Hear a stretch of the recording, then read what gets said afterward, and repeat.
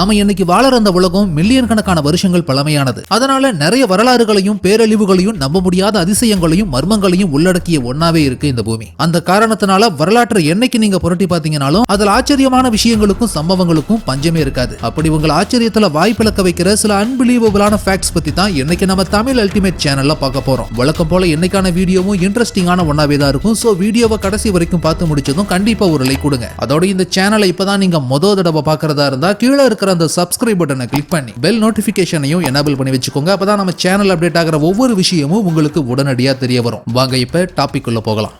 Genghis Khan climate hero.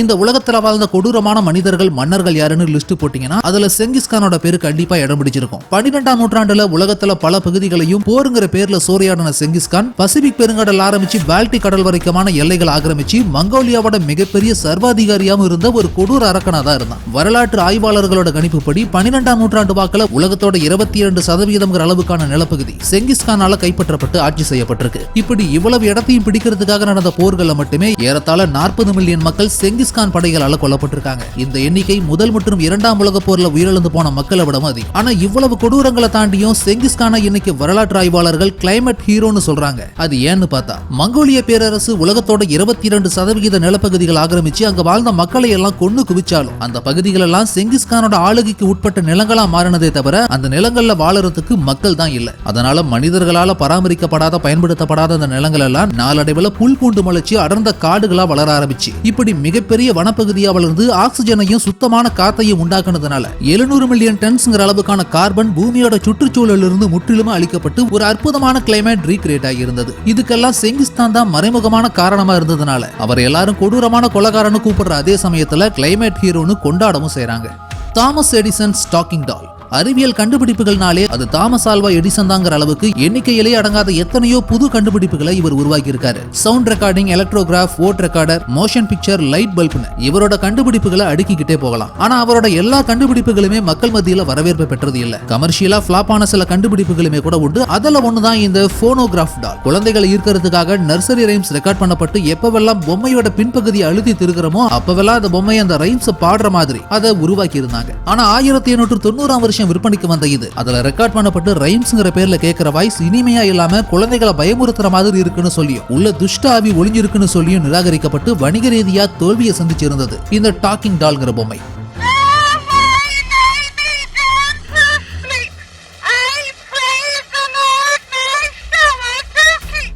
The Pope's War on Cats.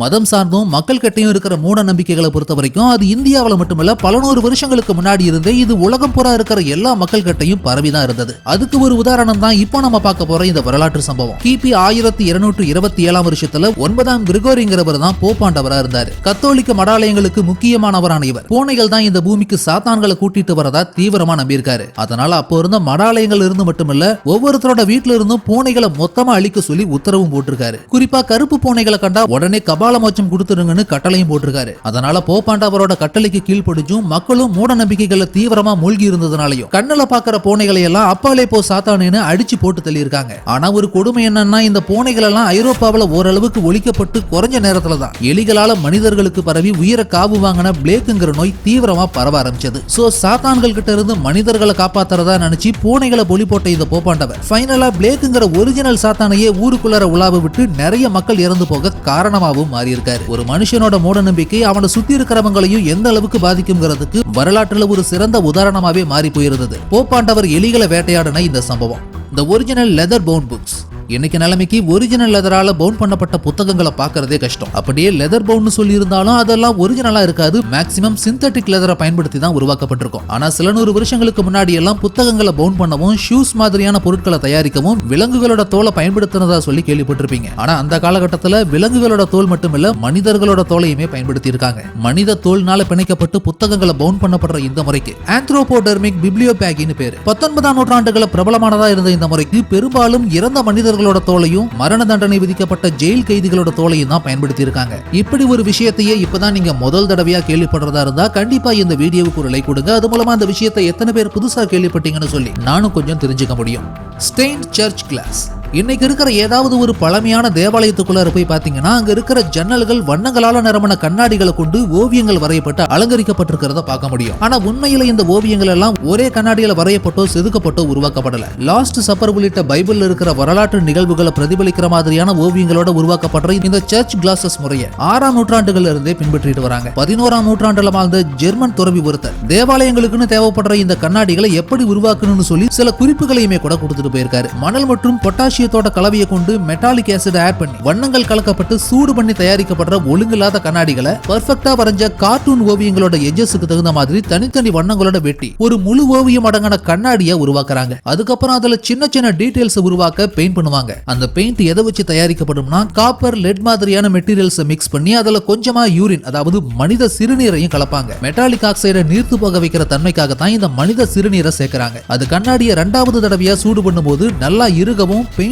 அழியாம இருக்கவும் உதவுறதா சொல்லப்படுது. சோ ஃபைனலா இப்படிதான் சர்ச்சில் இருக்கிற வண்ண ஓவியங்கள் அடங்கின கண்ணாடிகளை உருவாக்குறாங்க. அடுத்த முறை பழமையான தேவாலயங்களுக்கு போனீங்கன்னா அங்க இருக்கிற இந்த ஆர்ட் ஒர்க் நிரம்பின கிளாஸஸ் பாக்குறப்போ அதுல மனுஷங்களோட யூரினும் கலந்துதான் உருவாக்கப்பட்டிருக்குங்கிறத மறந்துடாதீங்க. History of tenders. இன்னைக்கு நிலைமைக்கு உங்களுக்கு பற்கள் சம்பந்தமான எந்த ஒரு பிரச்சனை இருந்தாலும் அதை எல்லா வகைகளையும் சரி பண்றதுக்கு பல் மருத்துவத்துறை பல மடங்கு முன்னேறி இருக்கு. ஆனா இதுவே 100-200 வருஷங்களுக்கு முன்னாடி ஒருத்தருக்கு பல் சம்பந்தமான பிரச்சனை வந்தா அதை சரி பண்ண சில வினோதமான வழிமுறைகளையும் கையாண்டிருக்காங்க அப்போ வாழ்ந்த மனிதர்கள். இன்னைக்கு பல் மருத்துவத்துல அதுக்கு தேவையான மெட்டீரியல்ஸா காம்போசிட் ரெசின், பார்சிலைன் மாதிரியான விஷயங்களை ஒரு காங்கிரீட் மாதிரி யூஸ் பண்றாங்க. ஆனா 18 மற்றும் 19ஆம் நூற்றாண்டுகள்ல இந்த மாதிரியான மெட்டீரியல்ஸ் எல்லாம் இல்லாததுனால அதிக சர்க்கரை இருக்கக்கூடிய உணவுகள் எடுத்துக்கிட்டதுனாலையும் பற்களை இழக்க வேண்டிய சூழ்நிலை தான் இருந்தது. ஒருவேளை என்னைக்கா இருந்தா செயற்கையான பற்களை பொருத்திக்க முடியும். ஆனா அந்த காலகட்டத்துல வசதி இல்லாதவங்க ஒண்ணுமே பண்ண முடியாது. ஆனா அந்த சமயத்துல வசதியானவங்க என்ன பண்ணாங்கன்னா ஏற்கனவே உடல்நிலை பாதிச்சு இறந்து போற சூழ்நிலையில் இருக்கிறவங்க கிட்ட இருந்து பற்களை வாங்கி தனக்கு பொருத்திக்கிற வேலையை செஞ்சுட்டு வந்திருக்காங்க. இப்படி வினோதமா வாங்கி பொருத்திக்கிற பற்களுக்கு வாட்டர்லூ டீத்னு பேரு. இது தவிர போர்க்களத்தில் இறந்து போற வீரர்களோட பற்கள் ஏழையான மக்கள் கிட்ட இருந்து காசு கொடுத்து அவங்க பல்ல பிடுங்கிக்கிறதுன்னு சொல்லி பல நடைமுறைகள் அப்போ இருக்கு. ஆனா சில சமயம் இந்த மாதிரியான மனித பற்கள் கிடைக்கிறது ரேரா இருக்குங்கிறதுனால யானை தந்தம், கற்கள் மற்றும் மற்ற விலங்குகள் கிட்ட இருந்துமே கூட பற்களை உருவாக்கியும் பிடுங்கியும் பொருத்திக்கிட்டாங்க. James Jameson's Congo trip. அதிகாரமும் பண பலமும் கொண்ட மனிதர்கள் எந்த எல்லைக்கும் போவாங்கிறதுக்கு ஒரு உதாரணம் தான் இப்ப நம்ம பார்க்க போற இந்த வரலாற்றுல நிகழ்ந்த ஒரு கொடூரமான சம்பவம். மது அருந்துற பலருக்குமே இந்த ஜேம்சன் ஐரிஷ் விஸ்கி பத்தி நல்லா தெரிஞ்சிருக்கும். ரிச்சான டேஸ்ட கொடுக்கிற இன்னைக்கும் உலக அளவுல பிரபலமா இருக்கிற இந்த விஸ்கியை தயாரிக்கிற கம்பெனி ஜான் ஜேம்சன்கிறவரால உருவாக்கப்பட்டு 19ஆம் நூற்றாண்டுல ஆரம்பிச்சு பல தலைமுறைகளை தாண்டி இன்னைக்கும் விற்பனையில கொடி கட்டி பறக்குது. இந்த தலைமுறையில வந்தவரான ஜேம்ஸ் எஸ் ஜேம்சன் ஒரு வேட்டைக்காரராகவும் உலகத்தோட பல புதிய இடங்களையும் சுத்தி பார்க்கிற எக்ஸ்பெடிஷன்ல ஆர்வம் கொண்டவராகவும் இருந்ததுனால கிபி 1888ஆம் வருஷத்துல ஒரு நாள் எக்ஸ்பெடிஷனுக்காகவும் நிவாரண பொருட்கள் வழங்க போறங்கிற பேர்லயும் தன்னோட மொழிபெயர்ப்பாளரான அசாட் ஃபரான்கிற நபரையும் கூட்டிக்கிட்டு சென்ட்ரல் ஆப்பிரிக்காவில் இருக்கிற காங்கோவுக்கு கப்பல்ல கிளம்பி போயிருக்காரு. அங்க போனதுக்கு அப்புறம் அவர் செஞ்ச ஒரு காரியம் தான் கொடூரத்தோட உச்சமா மாறி வரலாற்றில் இருந்து அழிக்க முடியாத பக்கங்களாகவும் மாறி இருந்தது. ஆப்பிரிக்காவை பொறுத்த வரைக்கும் பல நூற்றாண்டுகளுக்கு முன்னாடி இருந்தே அது ஒரு நரமாமிசம் சாப்பிடுற மனிதர்களும் வாழக்கூடிய பகுதியை தான் இருந்துட்டு வருது. இப்படி ஒரு சூழ்நிலையில காங்கோ போய் சேர்ந்திருந்த ஜேம்சன் அங்க இருந்த உள்ளூர் பழங்குடியின தலைவரை சந்திச்சு ஆப்பிரிக்கர்கள் நரமாமிசம் சாப்பிடுவாங்க சொல்லி ஐரோப்பாவில் இருந்து போனா கேள்விப்பட்டிருக்கேன். ஆனா அதுல நேரில பார்க்க எனக்கு ஆசை. அதனால நான் கொடுக்கிற இந்த பணத்தை வச்சுக்கிட்டு அப்படி ஒரு சம்பவத்தை என் கண்ணு முன்னாடி நீங்க செஞ்சு காமிக்கணும்னு சொல்லவே அவங்களும் ஒரு பழங்குடி பெண்ணை கூட்டிட்டு வந்து மரத்துல கட்டி வச்சு கத்தியால குத்தி கொன்னு கடைசியில கீழே கடத்தி ஒவ்வொரு பகுதியா வெட்டி சாப்பிட ஆரம்பிச்சிருக்காங்க. கூட வந்த ஜேம்சனோட மொழிபெயர்ப்பாளரான அசாட் ஃபரானோ அங்க நடந்த சம்பவம் ஒவ்வொன்றையும் தன்னோட டைரியில குறிப்பெடுத்துக்கிட்டே வந்திருக்காரு. எல்லாம் நடந்து முடிஞ்சு ஃபைனலா ஜேம்சனும் அவரோட மொழிபெயர்ப்பாளரும் ஸ்காட்லாந்துக்கு திரும்பி வந்ததும் அப்புறம் ஒரு 2-3 வருஷத்துல ஜேம்சன் இறந்து போனதுக்கு அப்புறம் அசாட் ஃபரான் தான் காங்கோவல பார்த்து டைரியில எழுதி வச்சிருந்த அத்தனை சம்பவங்களையும் வெளியில சொல்றாரு. அதுக்கப்புறம் அந்த விஷயம் பெரிய சர்ச்சைக்குள்ளாகி ஐரோப்பாவை தாண்டி அமெரிக்கா வரைக்கும் பரவி பத்திரிகை செய்தியா மாறி விஸ்கி கம்பெனி ஓனரோட வெறித்தனம் ஆப்பிரிக்காவில் நடந்த அட்டூழியம் உலகத்துக்கே வெட்ட வெளிச்சமாவது. ஆனா ஜேம்சனோட உதவியாளர் அவர் இறந்ததுக்கு அப்புறம் ஏன் இதை பப்ளிக்கா வெளியிட்டாருன்னு சரியா தெரியல. ஆனா பணமும் அதிகாரமும் கொண்ட மனிதர்களோட எல்லை இல்லாத குரூர் ஆசையும் கருப்பு பக்கங்களும் எப்படியானதா இருக்குங்கிறதுக்கு அவரோட உதவியாளர் எழுதின அந்த ஒரு டைரியே ஒரு உதாரணமா மாறி வரலாற்றில் இருந்து அழிக்க முடியாத பக்கமாகவும் மாறி போயிருந்தது. Pharaoh Pepi II and Flies. மனித வரலாற்றிலேயே மிகப்பெரிய சாம்ராஜ்யத்தோட பல நூறு வருஷங்கள் ஆட்சி செஞ்சவங்க தான் எகிப்திய மன்னர்களான ஃபேரோக்கள். அதுல 2ஆம் பெப்பின்னு அழைக்கப்பட்ட ஒரு ஃபேரோ மன்னர் அவருக்கு 6 வயசு இருக்கும் போதே அரியணையில அரசனா உட்கார்ந்து ஆட்சி பண்ண வேண்டிய சூழ்நிலை உருவாகி இருக்கு. 6வது டைனஸ்டியை சேர்ந்த பழைய எகிப்து சாம்ராஜ்யத்துல 60ல இருந்து 90 வருஷங்கள் வரைக்குமே ஆட்சி செஞ்ச அந்த மன்னனுக்கு பறக்கிற ஈக்கள், பூச்சிகள், வண்டுகளை கண்டாலே அலர்ஜி. அதனால அந்த பூச்சிகள் தன்னை கடிக்காமலும் கிட்ட வராமலும் இருக்கணுங்கிறதுக்காக என்ன பண்ணிருக்காங்கன்னா தன் கிட்ட இருக்கிற அடிமைகளை நிர்மாணமாக்கி உடம்பு பூரா தேனை பூசி விட்டு பக்கத்திலேயே கொஞ்சம் தள்ளி பாதுகாப்பு பாதுகாவலர்களா நிக்க வச்சிருக்கான். அதனால அந்த எகிப்து மன்னன் கிட்ட எந்த ஒரு பூச்சி வந்தாலும் அவனை சீண்டாம பக்கத்துல இருக்கிற தேன் பூசப்பட்ட மனிதர்கள் கிட்ட மொய்க்க ஆரம்பிச்சிடும். ஃபைனலா அந்த தேன் பூசப்பட்ட அடிமை மனிதர்கள் பூச்சிகளும் கொசுக்களும் ஈக்களும் ஆக்கிரமிச்சு கடிச்சு காலரா மலேரியா மாதிரியான நோய்கள் வந்துதான் சாக வேண்டியிருக்கும். Martin Couney's incubators.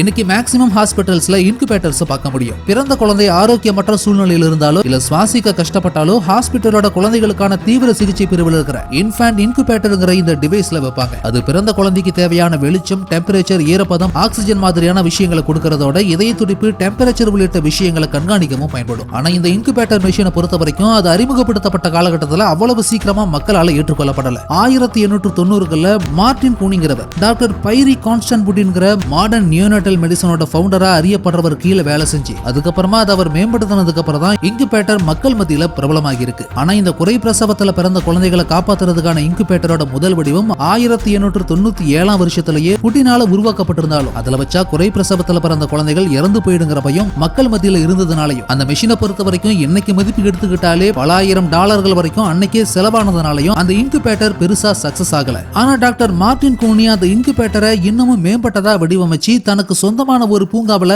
தி இன்ஃபோன்டேரியம்னு சொல்லி ஒரு இன்குபேட்டர் கண்காட்சியவே நடத்தி அதுக்கு மக்களை வர வச்சு இன்குபேட்டர் பத்தின அவேர்னஸ் கிரியேட் பண்ணி அதுல குழந்தைகளை வைக்கிறதுக்கான காஸ்டையும் குறைச்சதுனால தான் பின்னாட்கள கூனியோட இந்த இன்குபேட்டர் பிரபலம் அடைஞ்சது. அதோட இந்த இன்ஃபோன்டேரியம் மூலமா 6500க்கும் மேற்பட்ட குறைமாத குழந்தைகளை கூனியோட இன்குபேட்டர் காப்பாத்தினதுனால தனி அங்கீகாரம் பெற்ற ஒன்னாவும் மாறினது.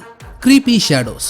உலக வரலாற்றுல நடந்த மறக்கவே முடியாத ஒரு சம்பவம் தான் இந்த இரண்டாம் உலக போர். அமெரிக்கா ஜப்பான் மேல போட்ட அணுகுண்டுக்கு அப்புறமா தான் அந்த உலக போரே முடிவுக்கு வந்தது. ஆனா ஹிரோஷிமா மேல போட்ட அந்த அணுகுண்டு எந்த அளவுக்கு ஒரு கொடூரமான பாதிப்பை உண்டாக்கி இருந்ததுங்கிறத தெரிஞ்சுக்க நீங்க இந்த காட்சியை பாத்தீங்கன்னாலே போதும். போர் முடிஞ்சதுக்கு அப்புறம் ஹிரோஷிமாவோட எந்த இடங்கள்லயும் மனிதர்களோட நிழல் மாதிரியான கருமையான தடயங்கள் மட்டும்தான் கிடைச்சிருந்தது. அது ஏன்னா அணுகுண்டு வெடிச்சப்போ உருவான அதீத வெளிச்சம், வெப்பம், ரேடியேஷன் காரணமா மனிதர்களோட சாம்பல் கூட கிடைக்காத அளவுக்கு காத்தோட காத்தா கருகி கலந்ததும் கடைசி அவங்க நின்னுகிட்டு உட்காந்துகிட்டும் ஓடிக்கிட்டு இருந்த இடம் மட்டும் மனித நிழல் உருவங்களா பதிஞ்சு போயிருக்கு. அந்த நம்ப முடியாத உறைஞ்சு போன காட்சிகள் தான் இதெல்லாம். Alien sightings in history. 1803 வருஷம் ஜப்பானோட ஹிட்டாச்சி பகுதியில பறக்கும் தட்டு மாதிரியான ஒரு மர்ம பொருள் கிளாஸ் விண்டோஸ் அண்ட் மெட்டல் பிளேட்ஸோட வந்து கடற்கரையில இறங்கினதாகவும் ஹாலோ போட்னு குறிப்பிடும்படியா ஜப்பானிய மொழியில உட்சுரோபோன் அப்படின்னு அழைக்கப்பட்ட அது பத்தின குறிப்புகள் நிறைய ஜப்பானிய வரலாறுகள்ல குறிப்பிடப்பட்டிருக்கு. அந்த பறக்கும் பொருளுக்குள்ள இருந்து வித்தியாசமான உடை அணிஞ்சிருந்த பெண் கையில ஒரு மர்மமான பெட்டியோட வெளியே வந்ததாவெல்லாம் கூட குறிப்பிடப்பட்டிருக்கு. இதெல்லாம் உண்மையா கற்பனை கதையான்னு தெரியலனாலும் பறக்கிற தட்டு மாதிரி அவங்க வரைஞ்சிருந்த வினோதமான ஓவியம் தான் இதில் ஏலியன்கள் பத்தின மர்மத்துக்கு காரணமா இருந்தது. இது தவிர 15ஆம் நூற்றாண்டு வாக்கில் வரையப்பட்ட இந்த மடோனா ஓவியத்துல அதோட பின்னணியில ஏதோ ஒரு வினோதமான பறக்கும் தட்டு மாதிரியான பொருளை கீழே இருந்த ஒரு மனிதரும் இன்னொரு விலங்கும் ஆச்சரியமா பாக்குற மாதிரியான காட்சிகள் இடம் பிடிச்சு அந்த ஸ்ட்ரேஞ்சான ஆப்ஜெக்ட் என்னவா இருக்குங்கிற கேள்வியும் ஏற்படுத்தி இருந்தது. அதோட இந்தியாவில ஒடிசாவை ஒட்டி இருந்த சார்மாங்கிற பகுதியோட குகை ஒண்ணுல பிளையிங் சாசர் மற்றும் முகமில்லாத உருவங்களை கொண்ட மாதிரியான பெயிண்டிங்ஸை கண்டுபிடிச்சிருந்தாங்க. 10,000 வருஷங்களுக்கும் பழமையானதுன்னு சொல்லப்பட்ட இதுவும் UFO ஏலியன் மாதிரியான விஷயங்களோட சம்பந்தப்படுத்தப்பட்டு பரபரப்பை ஏற்படுத்தி இருந்தது. அதோட ரோம்ல இருக்கிற சாண்டா மரியா சர்ச்சில் 15ஆம் நூற்றாண்டு வாக்குல மசோலினோங்கிறவரால வரையப்பட்ட ஒரு ஓவியத்துல மேல வானத்துல இருந்து பனி பொழியிற மாதிரி ஒரு காட்சி இடம்பெற்று இருந்தது மட்டும் இல்லாம வானத்துல வட்ட வடிவத்துல பறக்கும் தட்டு மாதிரியான மர்ம பொருள் நிறைய எண்ணிக்கையில் இருக்கிறதையும் பார்க்க முடியும். இப்படி இது மாதிரியான நிறைய விஷயங்கள் UFO மாதிரியான மர்ம விஷயங்களோட தொடர்பு படுத்தக்கூடிய அளவுக்கு பல நூறு வருஷங்களுக்கு முன்னாடியே உலகத்தோட பல பகுதிகளையும் பதிவு பண்ணப்பட்டிருக்குங்கிறதுனால மனிதர்களுக்கும் ஏலியன்களுக்குமே ஏதாவது ஒரு விதத்துல தொடர்பு இருந்திருக்குமோங்கிற சந்தேகத்தையும் ஏற்படுத்ததான் செய்யுது இந்த மிஸ்டீரியஸான பெயிண்டிங்ஸ். ஃபைனலி இந்த வீடியோ உங்களுக்கு பிடிச்சிருந்ததுன்னா லைக் பண்ணுங்க, கமெண்ட் பண்ணுங்க, ஷேர் பண்ணுங்க. அதோட இந்த வீடியோ உங்களுக்கு இன்ட்ரெஸ்டிங்கான ஒன்னாவும் இன்ஃபர்மேட்டிவான ஒன்னாவும் இருந்ததுன்னு நினைச்சீங்கன்னா கண்டிப்பா நம்ம தமிழ் அல்டிமேட் சேனலை சப்ஸ்கிரைப் பண்ணுங்க.